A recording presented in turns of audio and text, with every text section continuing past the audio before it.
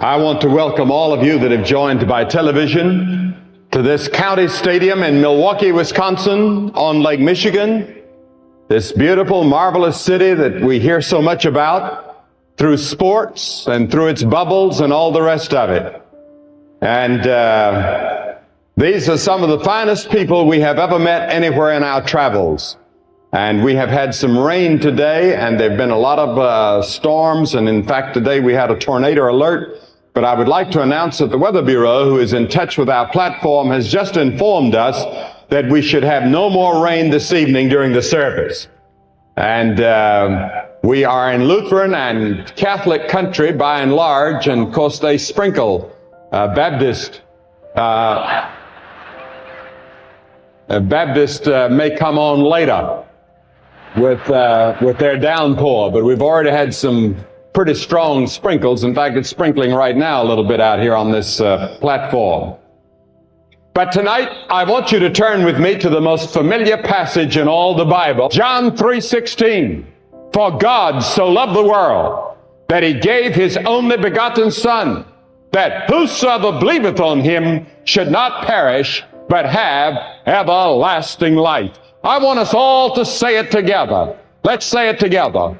For God so loved the world that he gave his only begotten Son, that whosoever believeth in him should not perish, but have everlasting life. That's marvelous. We look all around us today and we see a suffering world. And I want to speak tonight on that subject, God's remedy for a suffering world. We've been reading a great deal about the boat people and the more than 300,000 that have already drowned, and some people are calling it another Holocaust. My oldest son has just been out there. He just called in from Hong Kong. He's been out on a boat, and the motor went dead twice as they were out trying to help these people and rescue these people out in that part of the world in Southeast Asia. And all over the world we read about suffering, disease and poverty and war and hate and loneliness and boredom and emptiness and psychological problems that people are facing today. Everywhere there seems to be suffering. I don't care where we turn. We can come to an affluent city like Milwaukee, and there's suffering, psychological suffering, suffering and tensions in families in which many parents are carrying a heavy heart for their children. Or perhaps there's a tension between husband and wife, and you're almost on the verge of a breakup, and you say, I just can't take it anymore. There are all kinds of suffering. And then there's violence in the land. Murders that are being committed today on a scale that we've never known in American history before. Murders in small towns. And we read almost every day about women who are taking defense lessons as to how to defend themselves against rape, because there's so many muggings and rapes today in our cities and even in the countryside. And then the suicide rate is climbing so rapidly that it's trebled among students in the last 9 years.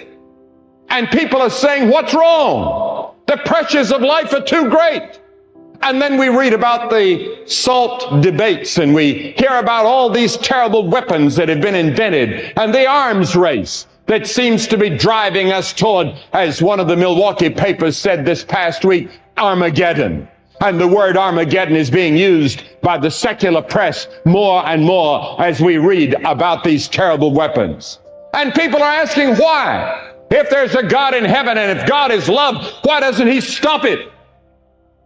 Well, first of all, tonight, I want us to see something about God, because the first phrase there is, for God. For God. Now, what kind of a God do you believe in? What kind of a God do you worship? I believe that many of us are guilty of intellectual idolatry. We create a God in our own image. We want God to be like we think he ought to be. But that is not the God that is revealed in the Scriptures, in the Old and New Testament. The Bible tells us a great deal about God. Now you say, well, do you know for a certainty that there is a God? I certainly do, but I cannot prove it to you in a scientific laboratory if that's what you're asking. People can't get away from the idea of God. Wherever you go, whatever tribe you go to, wherever you study, Anywhere in the world, you'll find people worshiping and believing in a supreme being. The largest ad for a movie this week here in Milwaukee is "For God's Sake." And Edward Trexler, in the current issue of the Lutheran, writes about how China has tried without success to live with a whole generation without the idea of God, but he says they failed. Because he said you cannot live on the horizontal level alone. There must also be the vertical. And that vertical must be our relationship and our belief in God. A few moments ago we heard Mr. O'Donnell quote concerning Pope John Paul II.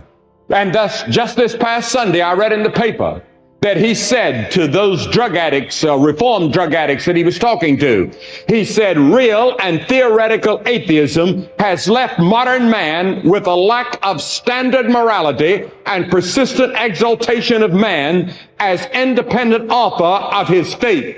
And it has caused him to stray from the significance of life and thrust the weaker people in our civilization into tragic and deadly escapisms.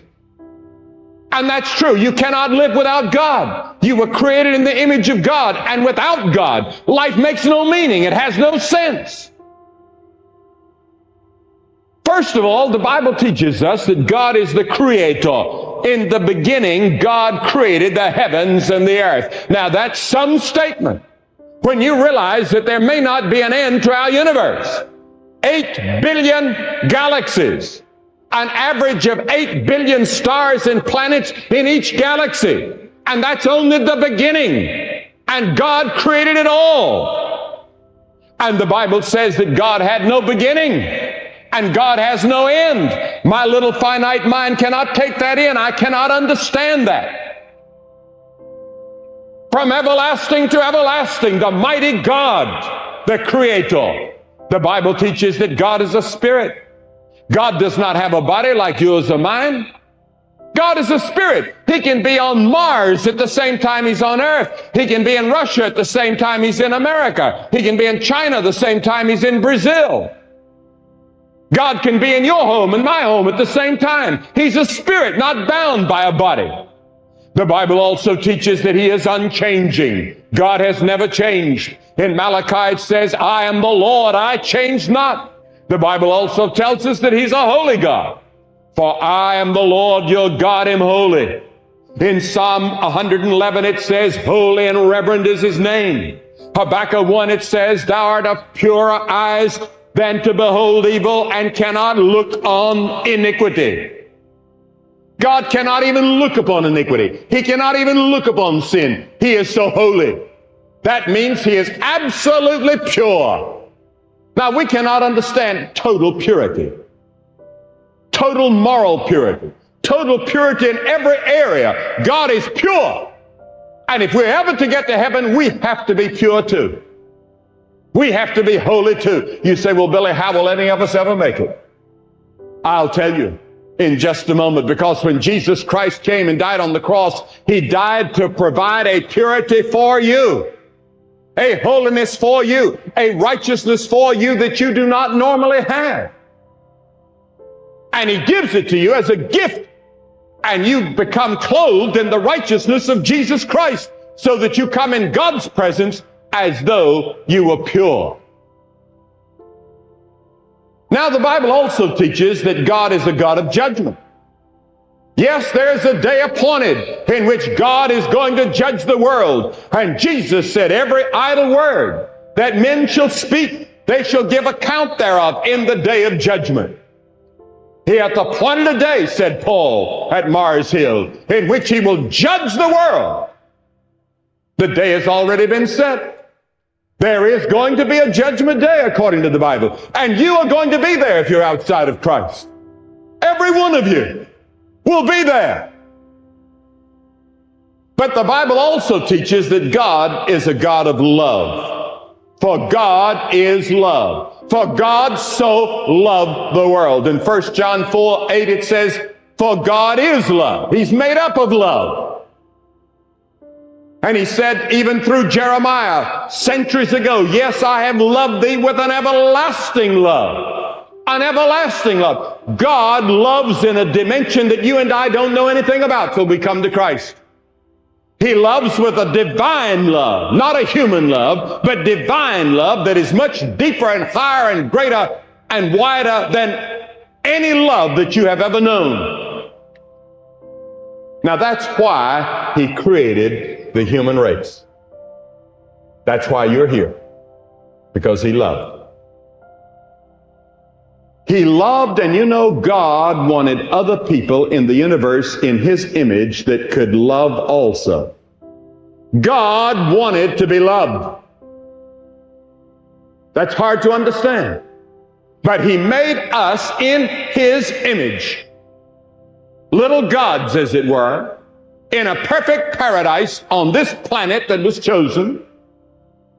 And He placed man on this planet because He loved. And man could voluntarily return that love. Now, God did not create us robots so that you could push a button and we would automatically jump and love Him or obey Him.